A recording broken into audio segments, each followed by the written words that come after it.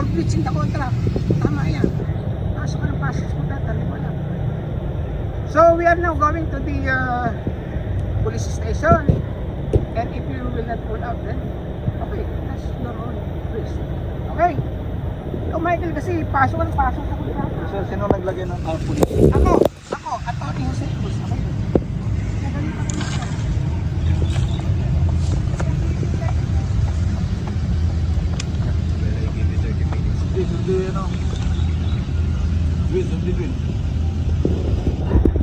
Okay. Okay.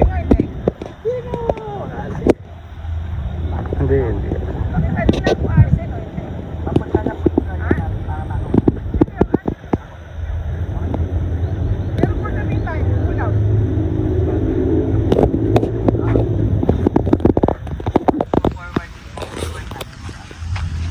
Forward natin yung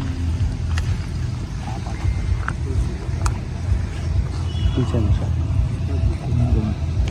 pasok na. Alright. So, sabi niya, pull out na tayo within 30 minutes.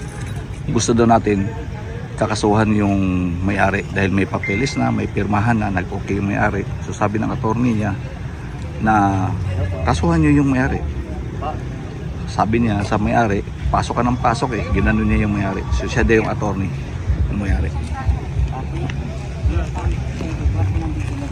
May reklamo ako. Attorney Cruz, kailangan na po ng lawyer. Hindi pa wala po po sa Attorney Cruz.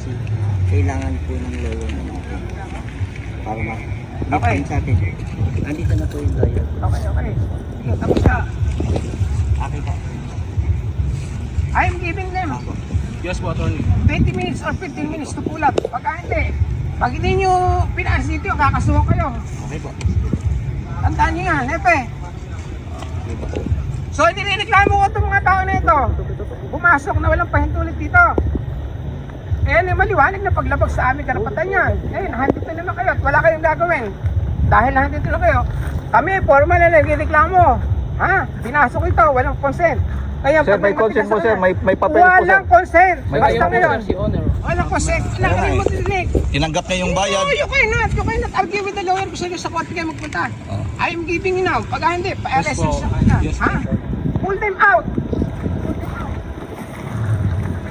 Kung hindi, kakasuhan kayo. Ikaw.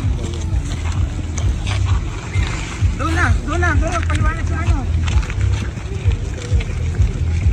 Sino yan?